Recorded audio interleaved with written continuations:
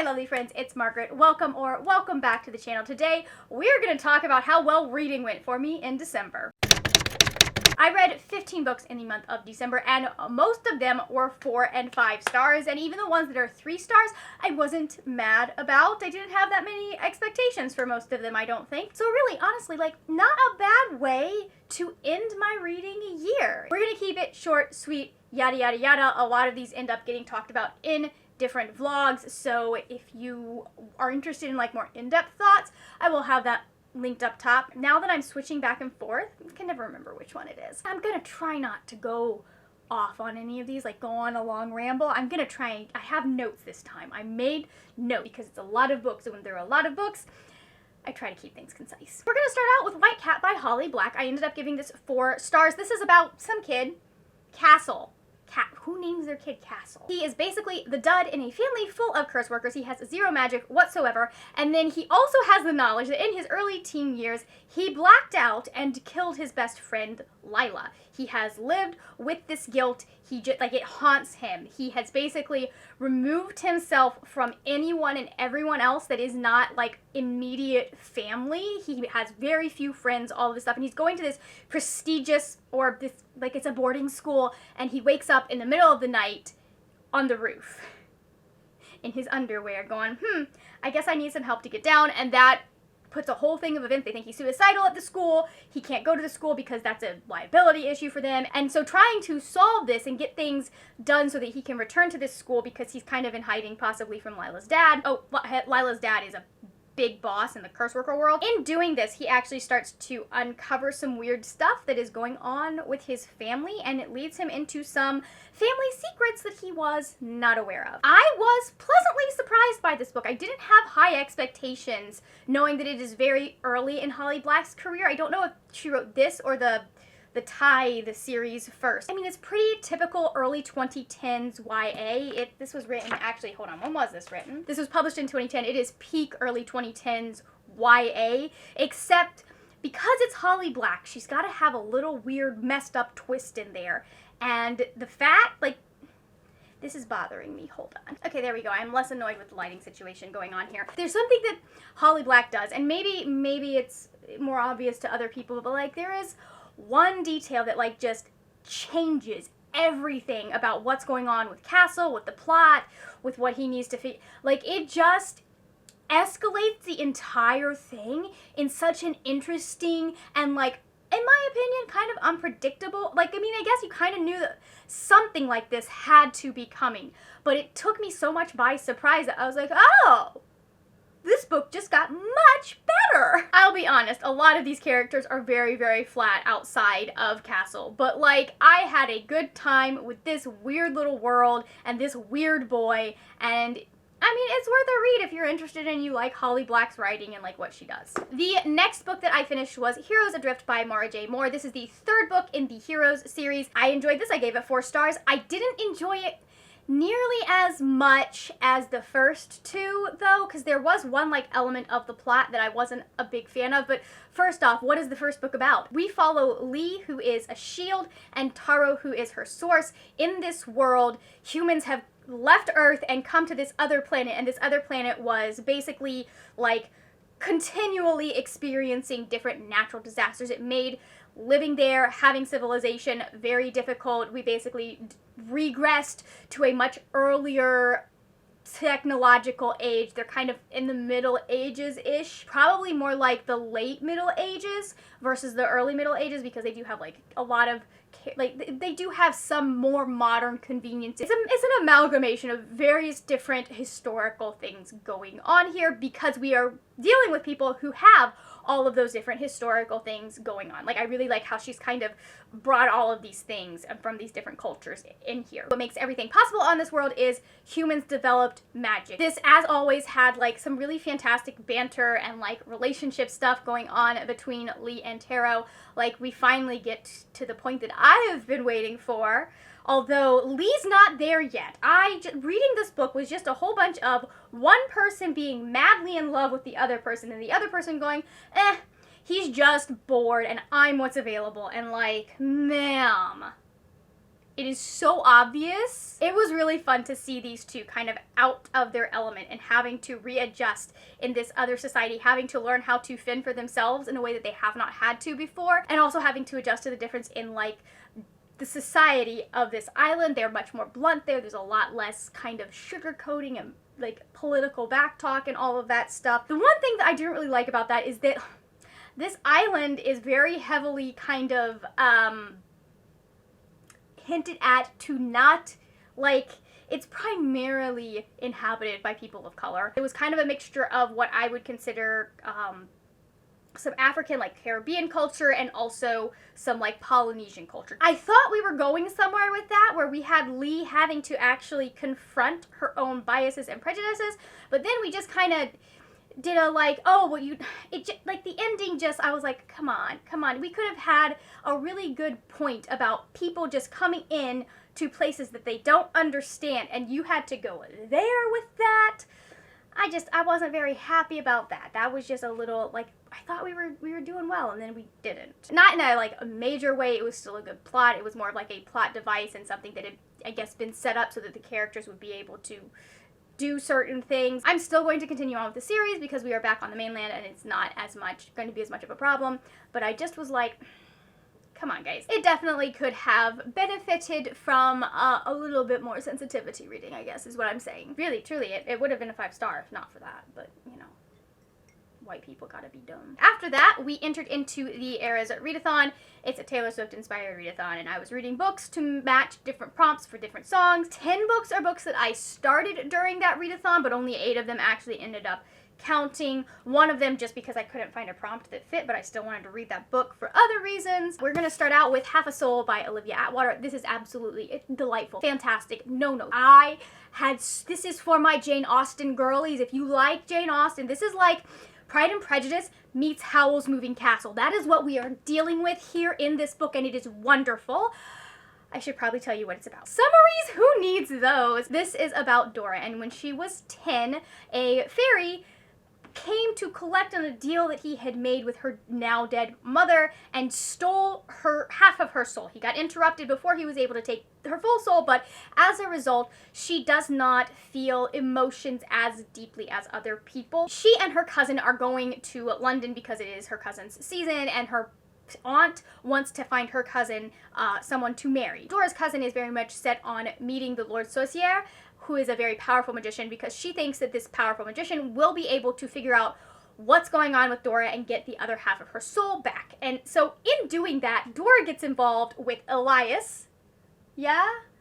Yes, she ends up, like, kind of getting drawn into some of the stuff that Elias is trying to fix and solve in the city, and helping him because she, in fact, is a very compassionate and empathetic person. I had so much fun reading this. This was delightful. This was, as my friends say, a Margaret book. This was made for me. It was written for me. It was exactly tailored to what I love in a good Regency romance. Like, so also really liked how while we have this very interesting kind of fairy Regency romance, we also were looking at some of the things that were kind of would have been brushed over or ignored in Jane Austen's day. Like one of the main storylines that Dora gets involved in, or one of the main storylines for Elias, kind of the character things that get developed with Elias and the friend that kind of introduces her to him, is that they were both in the war, and it really goes into how being in that war and what they had experienced affected them. It also had a lot to do about, like, basically talking about masking in society. Dora, from what I understand, is very good autistic representation.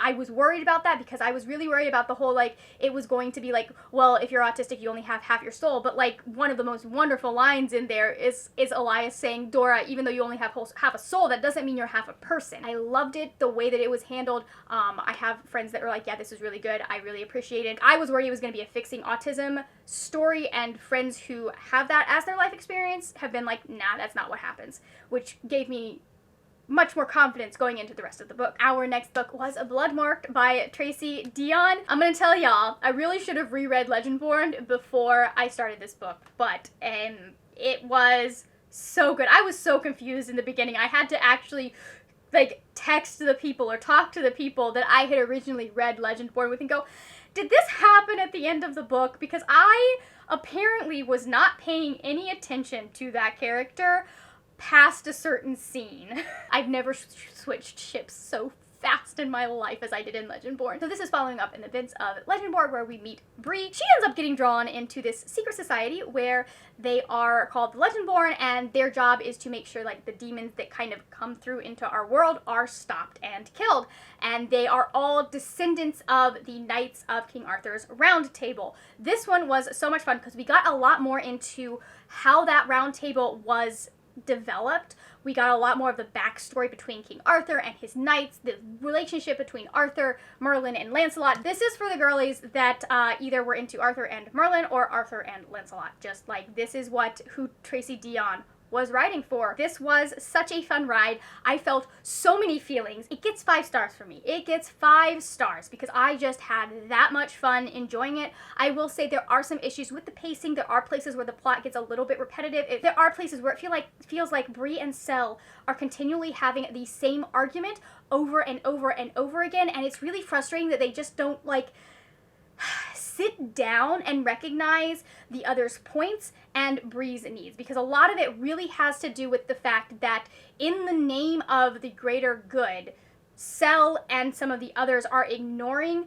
Bree's agency and her needs and her desire to be involved. And there were so many things that I'm like, there are solutions for this. There are ways we could work with this. You could actually sit down and have a conversation with this kid instead of just being like, no, this is how it has to be because yada yada yada. Do we do that? No. However, I'm just gonna say I enjoyed it. I can't tell you why I enjoyed it because that's a spoiler for book 1. I had so much fun with that plotline though. If you like that kind of secret society, under the radar, the normal humans don't know what we do to protect them kind of vibes that you get in Shadowhunters, but you wanted it to be really, really well written, I say read Legendborn because it was like, it's got all of that. It's really good. It's dark academia as well, apparently. I had so much fun with the first book. I had so much fun with this book. I do think if I had not been as attached to the characters from the first book, this might not have worked as well for me just because of some of the pacing issues. But I mean, you give me a good romance and I will forgive almost everything. Almost everything, unless you kill one of the main characters, in which case I will never ever pick up one of your books again. That ending, Tracy, what the heck? Why? Why would you do that to us? Why would you do that to us? We love you and your books so much, and you betray us like this. Like this! After that, we had our third 5-star book in a row, and that was Once Upon a K-Prom by Kaiju. Upon. It should be Once Upon a K-Prom. I know how to English, I promise, I do. It just doesn't always work properly. So this is about Elena. She is a Korean-American teenager in her junior year, I believe, and when she was 10, her best friend, Robbie, ended up moving back to Korea with his family, but before he left, they made the promise to each other that they would go, if neither of them had dates, they would go to prom together. And Robbie, now who is now a famous K-pop star, if the outfit did not tell you that, look at this cover, guys, come on. If that did not tell you that he was a K-pop star, he is. He is a K-pop star, and he has come back to wherever the heck Elena lives to take her to prom, and she's like, what the heck? We haven't spoken in like 3 years. Why are you here? I had so much fun with this book. The way that this book was able to be both serious and silly in different places, and it was perfectly balanced. It was very YA, but like in a good way, like in a like the author really gets how teenagers think kind of way, you know what I mean? Like it really, like I was like, as a socially awkward teenager, that sounds familiar. I really enjoyed watching Robbie and Elena having to rebuild their friendship after the years of silence, and the fact that he wasn't able to talk to her because when you start as a K-pop idol, they kind of take away all of your phone and your social media and all of that good stuff. So I really appreciated that and the way that that was handled, and I loved it. I enjoyed the way that Kat kind of brings us through this very like kind of fun high school plot. After that, I read Kaikeyi by Vaishnavi Patel. This is a reimagining of the Ramayana. This is a reimagining of the Ramayana from the point of view of Rama's stepmother, Kaikeyi. She is one of the 3 queens of his father, whose name I cannot remember, but I'm not going to, it's not really important because we're here to talk about stories and women. This is basically kind of the author telling Kaikeyi's story as if she is setting the record straight. There are a lot of moments where we have Kaikeyi say, hey, this is what people say happened. This is the story that is told about me. Now let me tell you what actually happened. I thought that this was in such good conversation with the way stories are told about women in history, the way that what really happened often gets brushed over and twisted because of misogyny. I just really enjoyed how that was handled and how the author was able to really kind of take the actual, like I could tell she took the source material and she did something with it. This wasn't a situation like we had last month or the month before with Electra where I was just like, you might as well have just read the original work. This really did have a conversation with the original work and with the underlying forces that would have shaped the narrative that Kaikeyi had in that original story. I enjoyed it. I gave it 5 stars. I know it probably doesn't work for everyone. It was very slow in places. We go through just about every moment in Kaikeyi's life, and there were places where I was like, man, we could have skipped some of this. We really could have skipped some of this. This book could have been shorter. We don't need all of this going into it. But still, I wasn't bored. I enjoyed it. I liked what was going on in the story and how it was being communicated to us and the conversation that it has about women and religion and women and history. After Kaikeyi, we had another 5-star read, and that was the Kaiju Preservation Society by John Scalzi. This was so much fun. We are following some random dude. His name is Jamie, I think. Yeah, it's Jamie. And he is driving for Uber during the pandemic. It's set in, like, I think mid-2020 United States. He loses his job at the very beginning, has to kind of start driving for, like, an Uber analog. He ends up getting offered a job working for this animal rights organization. What he does not know is that this animal rights organization is on a parallel Earth, and the animals that he is taking care of are kaiju, because kaiju apparently in this interpretation are basically giant, dangerous pandas who don't know how to, like, take care of themselves and not die. It is fantastic. I also highly recommend reading the author's note because there's a lot that John Scalzi talks about in there about being creative and experiencing burnout and how sometimes certain ideas don't work and when and sometimes they lead to ideas like this. He said that this was like a pop song, not a ballad, and I really think that it really just that completely encapsulates what this book is. It's just this fun romp through this weird world that's an alternate reality, and we have these giant monsters that run on nuclear energy. It's a very quick, light science fiction. This is especially good for people who feel kind of intimidated by things like The Expanse, other like more technical and serious sci-fi. We are in this science fiction novel from the point of view of a guy that's like, I have no idea what's going on. The science goes over my head. I understood this much of it, and I just accepted the rest of it. After that, we have Pretty Dead Queens by Alexa Dunn. This is about Celia. She is entering into like her final year of high school. Her mom just died of cancer, and so she's moved in with her grandmother in this kind of oceanside town in Oregon, I believe. I think it's Seaview.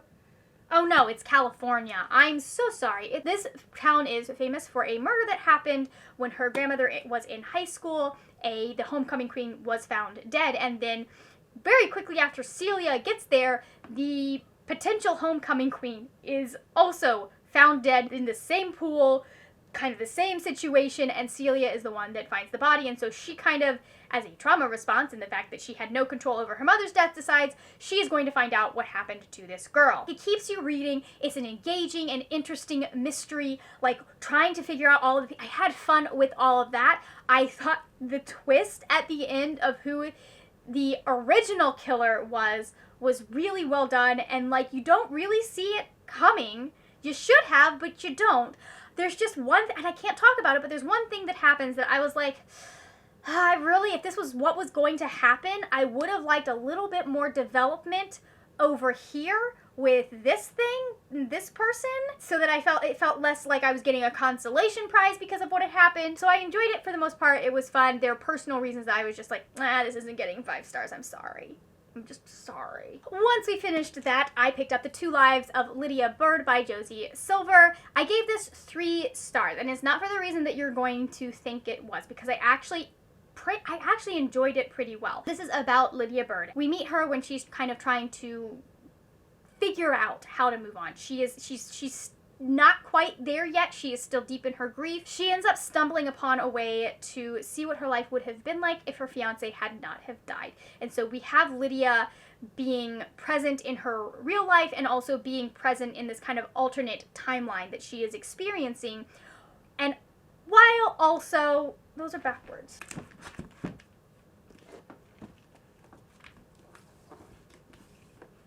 Now, here's where I think publishing did this book dirty. It is marketed as a romance. I think this is contemporary fiction. I do not think that this is a romance. It's romantic. There are very romantic parts of it. There is just the beautiful kind of portrayal of someone moving on and processing grief and going through all of what you go through after you've lost someone, after something major like this has been taken from you. But it's not a romance, and I don't think it should have been, because of like what Lydia is dealing with. I just don't think there's a way you could write this as a romance and have that be kind of authentic to Lydia's journey. That doesn't say that there isn't a love interest, but her relationship with him and the amount that he is in this book, it's a B plot. It is not the main plot. The main plot is Lydia and her dealing with her grief and her fiance and figuring out how to move on. To make this a romance, we would have had to have way more of the love interest in this book. He would have needed to have been way more involved in what Lydia was going through and the plot and all of that. And he was there. He had some effect on what she did, but he was not a central figure. He was just kind of there on the side. I know that there is kind of a discussion happening about what is and is not a romance, yada, yada, yada. And I think there is some kind of confusion in people expecting romances to all be rom-coms, but this is not a place where people are confused. This is not a romance. This is a contemporary fiction about a woman who is grieving and figures out how to move on, and part of moving on involves her falling in love with someone else.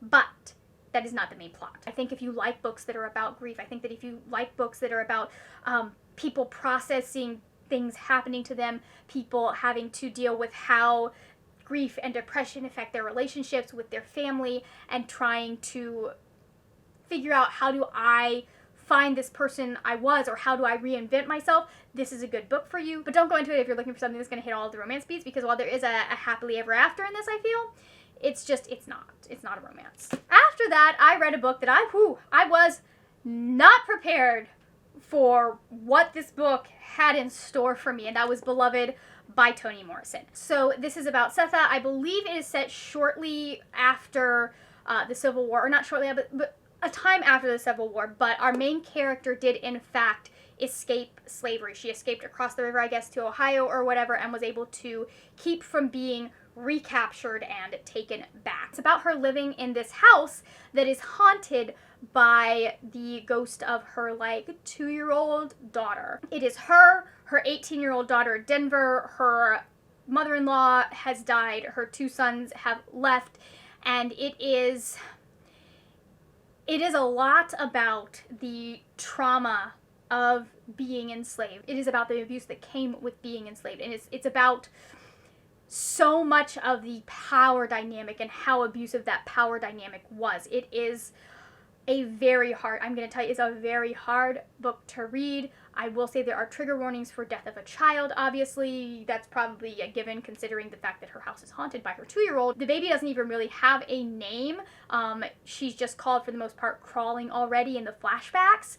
And then when she is buried, Setha has the name Beloved inscribed on her tombstone, and then this girl shows up later that is about the age that Setha's daughter would be, and goes by the name Beloved. There is so much going on here, and this is one that there are a couple of things that I want to warn people about, just because I feel like if you do not go into this with the right expectation, you are not going to understand what's going on here. The first one is, there is so much of this about Black history, particularly during the years leading up to the Civil War and into the Reconstruction. The thing that happens with Setha, I'm not going to spoil it, but the thing that happens with Setha is based on a real story that happened with a real woman and her children. If you are white and you're going into this and you've had kind of the basic education that we get in regards to the transatlantic slave trade and the Civil War and all of that, you're going to want Wikipedia, you're going to want Google nearby, because if you don't have if you haven't been sitting down and looking into Black history, especially around the time of the Reconstruction, especially leading up to the Civil War, you're gonna miss a lot of this. It's gonna go right over your head. The other thing I will say is this is one you need to pay attention to. Toni Morrison's writing is beautiful and it is unique, but it also just flows so seamlessly between past and present and from one point of view to the other that you are going, if you're not paying attention, you're going to miss stuff. There are like little details that if you miss them, you're gonna miss a whole part of the plot. I think I tuned out for like 20 minutes and missed a very key scene into why certain things continued on the way they did later. I had to look up a summary and go like, oh, I missed that. Just be aware that this is not a book that you can go into with your brain turned off. It is a story though. It is a tale. It is so deep and personal in the way that it is told. We are in these characters. We know them intimately. They are telling us things about them as they are kind of trying to navigate this situation with Setha's house and with this girl who has appeared. They're trying to navigate things that they are not even always honest with themselves about. It takes quite a bit of time. I think we're halfway through before we find out why Setha's daughter was dead, what actually happened to her. And that is such a visceral scene. And yet, sitting there and looking at it, you know exactly what is going on there. Like, again, I can't talk about it because it is a massive spoiler, I feel, but just, it wasn't hard to kind of comprehend where Setha's head was in that moment and why she made the decisions she did in that moment. I would not suggest starting here with Toni Morrison unless you have a very strong stomach and you are able to take just a lot of abuse being heaped on these characters, because that is what is going to happen. But it is so well worth the read. It made me have to sit down and really wrestle with the fact that, like, these aren't just stories when you read about this. This is what people really lived through. This is what people really had to put up with. This is what people had to survive.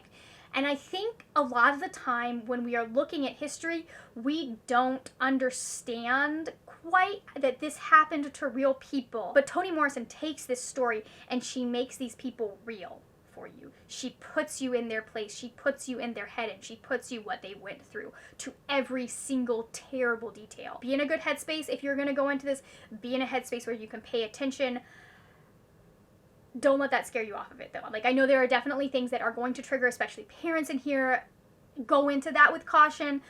There is also trigger warnings for sexual assault, rape, things like that. I don't think I need to explain why those are there when we are talking about people being enslaved, especially when it comes to the U.S.'s particular version of slavery. Just know that Toni Morrison does not shy away from those things, but that also makes the reader, in my experience at least, be all the more present in the characters' lives as they are dealing with the present and also kind of going back to the past. After that, we have a book that I don't remember much about the beginning, but it's The Feminist Agenda of Gemima Kincaid by Kate Hattemer. I probably should have restarted this book from the beginning, but I had a pretty good idea of what had happened when I started it last December or December 2021, and so I just was like, we are not going into 2023 with this book still on our conscience. I ended up giving this 3 stars. This is about Gemima Kincaid, and really it's about a girl struggling with what feminism is, because she is very much a loud and proud feminist. She dyes her armpit hair blue, she doesn't shave, those kinds of things. She is a senior and she gets pulled into this thing called the triumvirate, and the 3 people in the triumvirate are the ones that are responsible for everything that happens in, like, homecoming, prom, all that. They are responsible for making the seniors' year memorable and planning all of those different things that are considered senior events. Now, this is specifically centered around prom and kind of Jemima's feelings about prom, and she has to do a lot of reckoning through this narrative about, is she actually a feminist? Is she just not like there is a very strong not like other girls energy from this girl.